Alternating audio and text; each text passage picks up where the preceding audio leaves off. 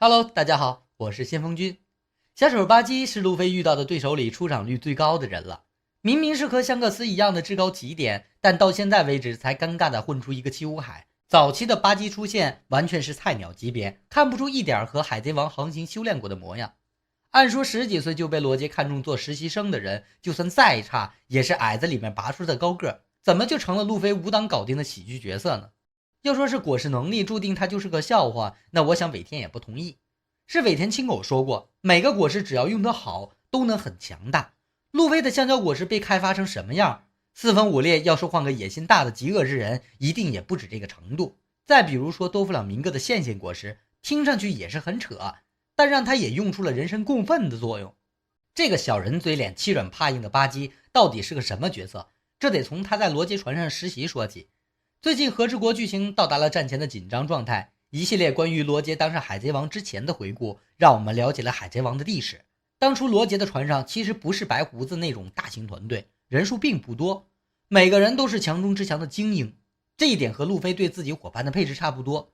所以我们总会觉得和红发做同批生的巴基再差能差到哪儿去。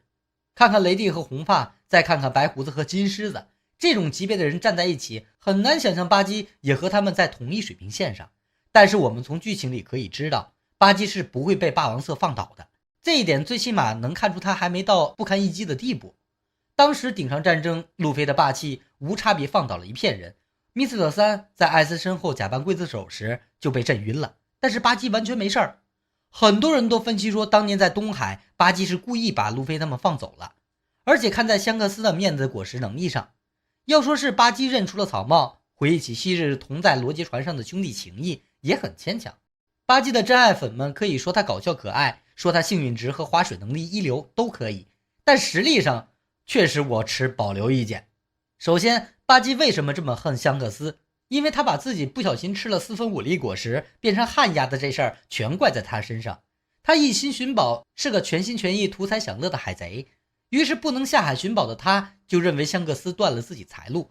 当然不管香克斯背不背这个锅，巴基都是单方面和他决裂了，所以就算认出草帽，那还不更来气？怎么可能放水挨路飞的打？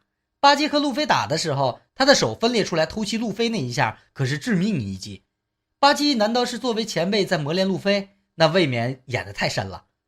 巴基虽然白痴恶搞，可是他终究是个骄傲的家伙。就按照巴基目前在新世界的发展，刚说七武海被废了，最怂最崩溃的就是他。这样的人设在海贼王的世界可是不会翻转的。当年被路飞打败就是败了，那些什么红发之间的羁绊，我看他当年真没那个心机，也没那个实力。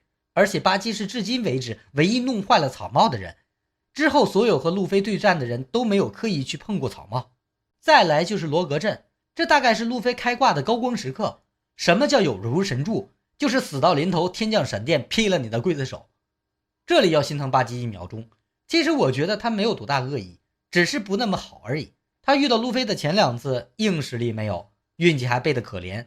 至于在罗杰被处刑的地方，巴基是不是有敬畏之心？我看尾田没有给这个人物那么深沉的心理，不是每个从海贼王船上下来的人都是香克斯。巴基贪财贪利，但是内心却意外的单纯，他不像表面那样平庸。在海贼里，我一直认为巴基算得上是一个充满趣味的角色。巴基从没有香克斯和路飞那种雄心壮志，也并不想变得多强，就算吃了恶魔果实，他也是痛心疾首的想到自己吃掉了原本可以卖个好价钱的宝贝。就在我们认为巴基就是这样不温不火打打酱油的时候，巴基大神再次出场大放异彩，就是2年前的海底监狱和顶上战争。先说海底大监狱时巴基的能力表现，巴基在推进城隐瞒了自己的能力，就是要被关在高处好逃跑。他用自己的能力轻松就能走出监狱，如果不是遇到路飞，看到他胳膊上疑似藏宝图的宝石，大概巴基可能会逃到第1层去。就是为了要骗藏宝图，他虽然满心抗拒，但还是被路飞一直带到了第3层。直到路飞遇到真心想和他一起闯入更深层的小冯，巴基才和密斯特3得偿所愿，摆脱他们。